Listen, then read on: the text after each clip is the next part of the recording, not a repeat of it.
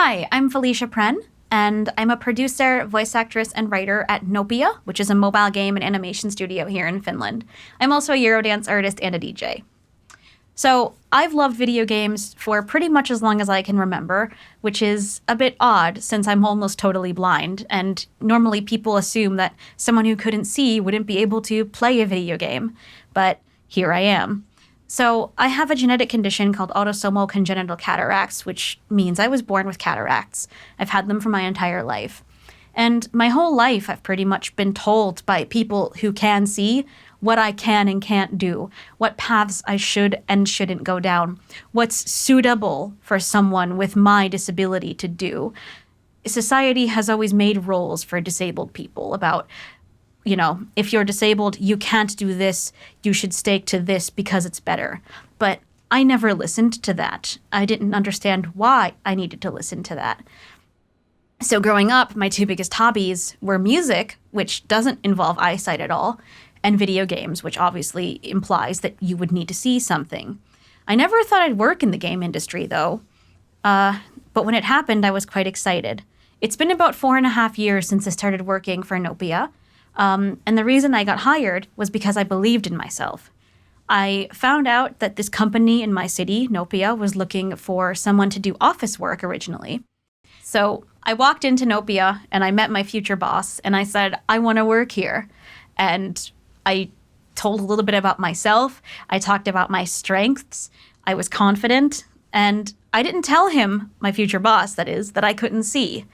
And he probably figured it out very quickly, but I didn't make a big deal about it. I let my skills show above anything else.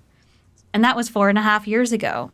And of course, I faced challenges along the way, and I've had days and situations where I've been like, oh gosh, this is really difficult, but I've worked through them, and I think I've come out on the other side a better person.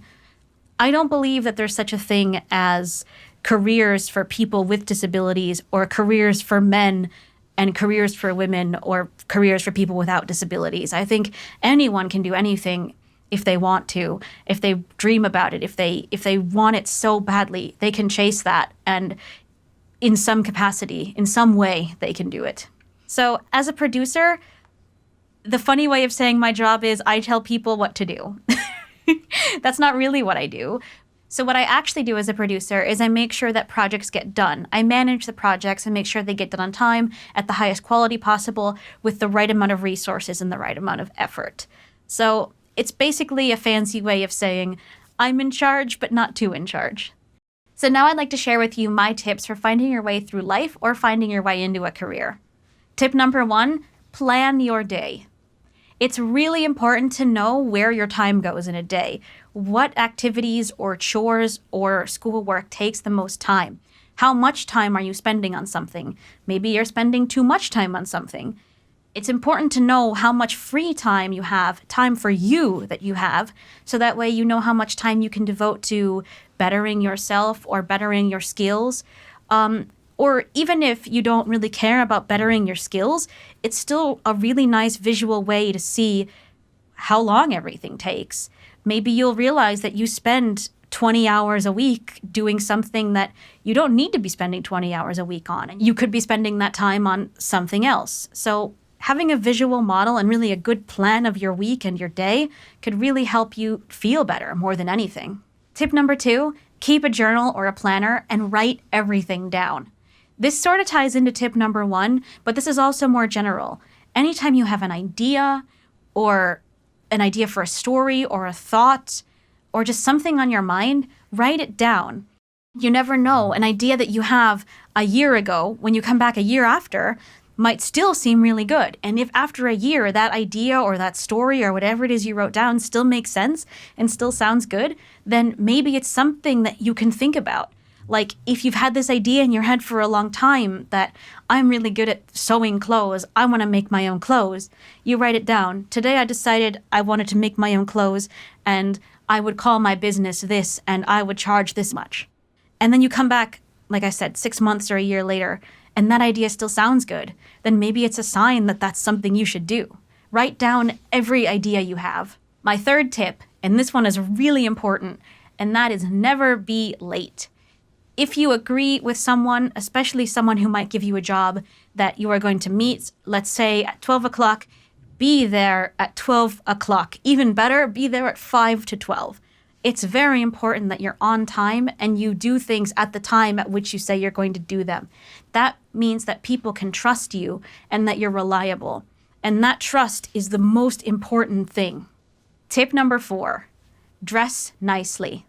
If you have a really nice dress, or maybe it's your favorite dress or your favorite sweater or some kind of really nice piece of clothing, if you're having an important meeting, you should dress your best because that also shows that you are serious and that you care. Number 5, tell the truth. And this one is really important. When I said before that I didn't tell my boss right away that I couldn't see, I wasn't lying. He didn't ask me, "Are you blind?" And I didn't say no. If he would have asked me, "Are you blind?" I would have said yes, but. And that's the most important thing. If there's something you don't know or you're not sure about, it's okay that you don't know it.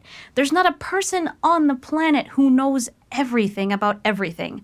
So it's totally reasonable that you wouldn't know how to do something or wouldn't always be able to do something that someone asks you to do. But the most important thing is to say it openly. "Excuse me, but I don't know how that works. Can you explain? Can you help me?" Don't lie. Be honest about it. Number 6, be self-motivated. And this sort of ties into everything else that I've been saying about planning and writing things down and being on time, but be eager about learning things or experimenting or trying something new. Number 7 ties into number 5. If you have a problem, you don't know how to do something or something along those lines, try to solve it yourself. Try to always be working on yourself to be better. Read a book, ask a friend, try to find solutions. Try to be creative and use the knowledge that you have because you're smarter than you think. And number 8 ties into all of those previous things, and that is read books. No matter what they are, fiction, children's books, even any kind of book.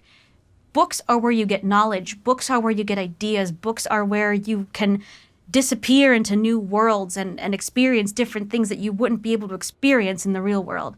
You should always keep reading. There's no such thing as a person who reads too much. Number 9, be proud of yourself and be proud of the skills that you have. You know so much.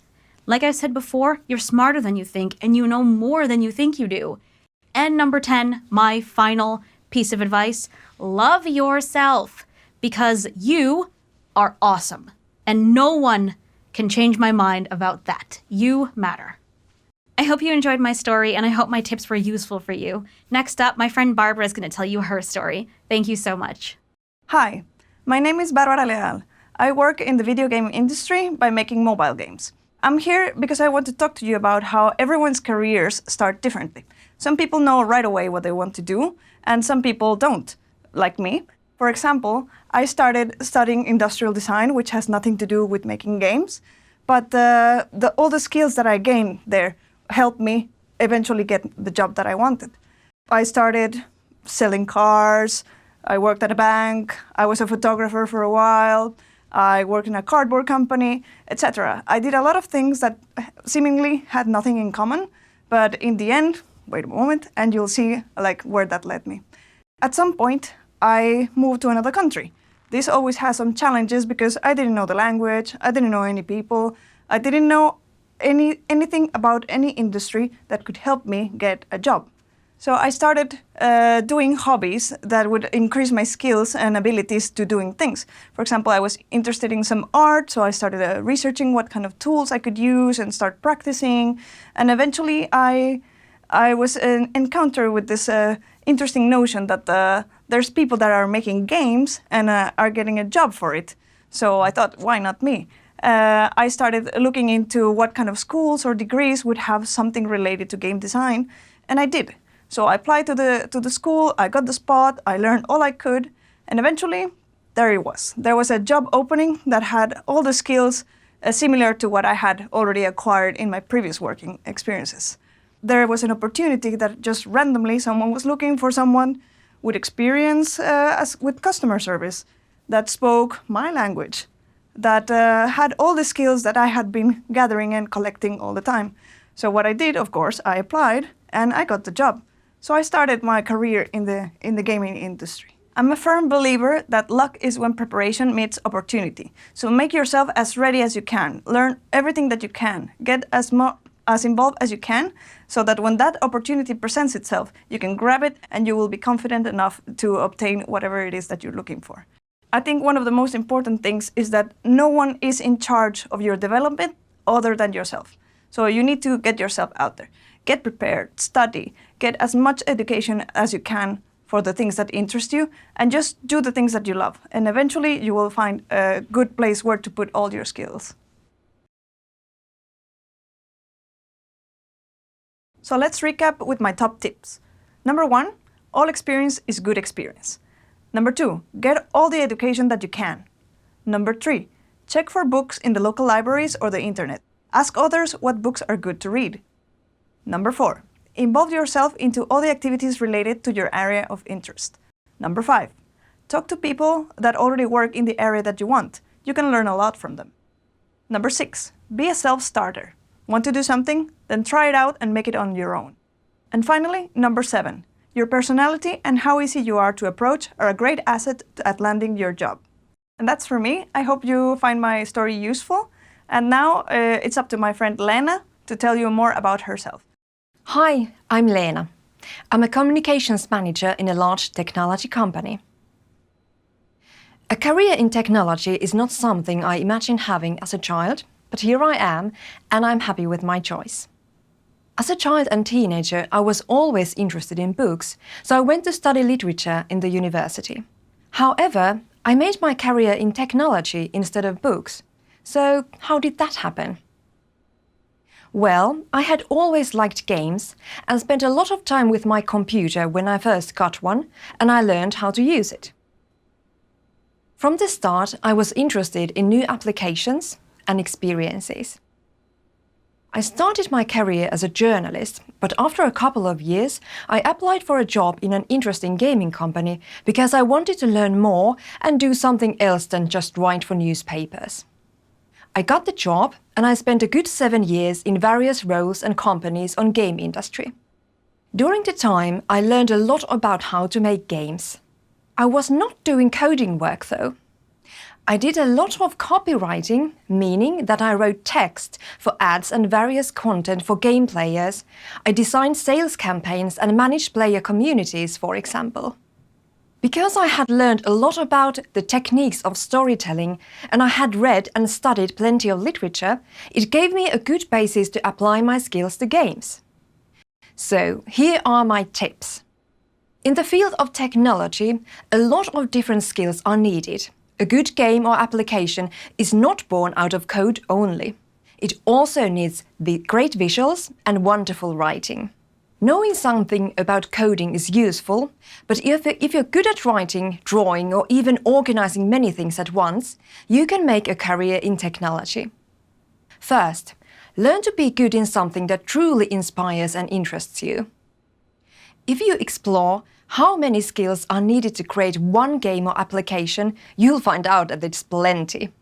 The best game makers in the world are passionate about something, and they use a lot of time and energy to learn all there is to know about their topic of interest, and you should do that too. Second, learn how to apply your skills to different jobs. If you're good at writing, like me, you can find yourself not only writing news or stories, but thinking about what a game needs to say to make it understandable and easy to use for the users. Or you can think of what it needs to read in a game advertisement so that the users you want in your game will find it and play it. And third, reading and writing a lot is a great way to start and try to understand the world and how things work. Ask questions from people in jobs that interest you, and don't be afraid to ask even questions you might think are stupid. Everybody needs to start somewhere, and admitting you don't know something yet is the greatest opportunity to learn something new. So I hope you enjoyed my and my friends' presentations, and I hope that you got some inspiration. So good luck on your journey. Believe in yourself and in your skills.